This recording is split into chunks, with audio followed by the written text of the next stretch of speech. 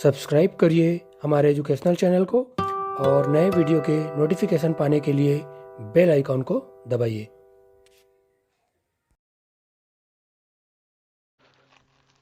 नमस्कार सभी को। आज हम हिस्ट्री इतिहास विषय के अंतर्गत दिल्ली सल्तनत इसके पूर्व का वीडियो हमने दिल्ली सल्तनत की स्थापना किस तरीके से हुई थी और गुलाम वंश के प्रमुख जो शासक रहे उसके बारे में जाना था। अगर आपने वह वीडियो नहीं देखा है तो डिस्क्रिप्शन में जाकर या आई बटन में जाकर देख सकते हैं। आगे आज हम दिल्ली सल्तनत का विस्तार के बारे में जानेंगे और जो मुख्य वंश हुए जैसे खिलजी वंश, तुगलक वंश, सैयद वंश और लोदी वंश, इनके बारे में क्रम से आगे के वीडियोस में हम जानेंगे। तो आज का वीडियो मुख्य रूप से हम खिलजी वंश जो 1290 से 1320 ईस्वी के बीच रहा उसके प्रमुख शासक और उसके शासनकाल के बारे में जानेंगे, जो कि जीके सामान्य ज्ञान की दृष्टि से इम्पोर्टेंट जो पॉइंट्स है उसको हम जानेंगे और क्लासेस के साथ विभिन्न कॉम्पिटिटिव एग्जाम के लिए इम्पोर्टेंट है। तो चलिए शुरू करते हैं आज का वीडियो जो दिल्ली सल्तनत का विस्तार का कहना चाहिए पहला भाग है या खिलजी वंश के बारे में जानते हैं।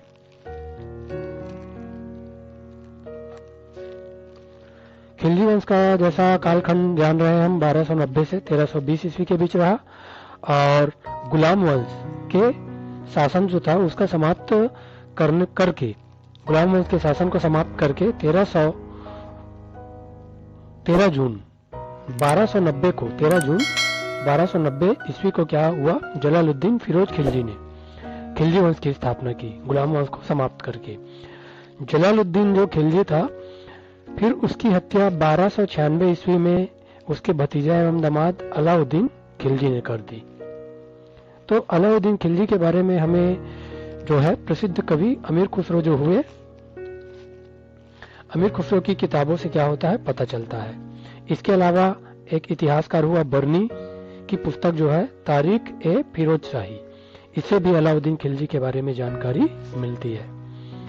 अलाउद्दीन ने 1299 ईस्वी में गुजरात पर क्या किया, विजय पाया और उसके बाद रणथंभौर, चित्तौड़ और मालवा ये आदि राज्यों को हराकर वहां से क्या किया, बहुत सारा धन प्राप्त किया और इन राज्यों को अपने सल्तनत में मिला लिया।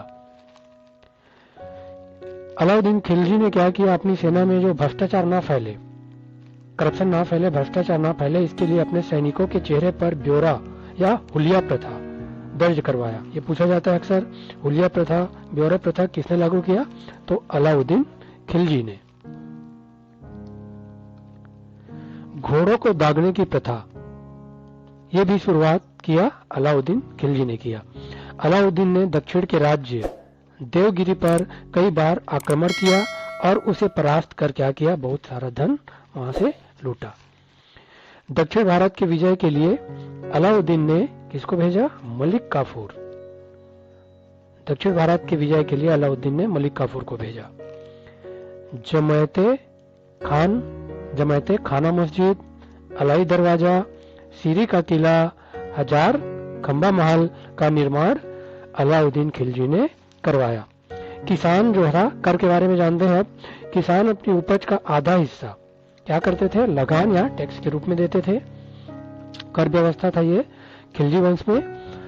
तो जजिया कर जो था गैर मुसलमानों पर लिया जाता था और जकात जो है मुसलमानों से लिया जाता था। ये पूछा जाता है अक्सर, जजिया कर कौन देते थे, तो गैर मुसलमान, जो मुसलमान नहीं थे वे, और जकात कर जो मुसलमान थे वे देते थे, जो एक धार्मिक कर था। और यह संपत्ति का कितना होता था, 40वां हिस्सा होता था।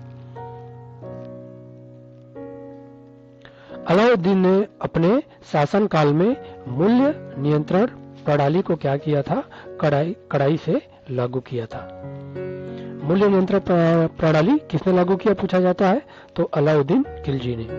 अलाउद्दीन खिलजी की मृत्यु 5 जून 1316 ईस्वी को हो गई और इसके आगे के शासक उतने ज्यादा सक्षम नहीं हुए। 1320 ईस्वी तक इस वंश का शासन चला या शासन रहा और अंतिम शासक जो था वह कौन था, खुसरो खां, खिलजी वंश का। तो आज दिल्ली सल्तनत का विस्तार के अंतर्गत और खिलजी वंश के बारे में हमने आज की वीडियो में जाना, और अगले वीडियो में हम अगला जो वंश है उसके बारे में जानेंगे। तो ऐसे ही और एजुकेशनल वीडियो के लिए आप सभी हमारे साथ जुड़े रहिए। हमारे चैनल को लाइक, शेयर और सब्सक्राइब करिए। आप सभी का बहुत बहुत धन्यवाद। Thank you.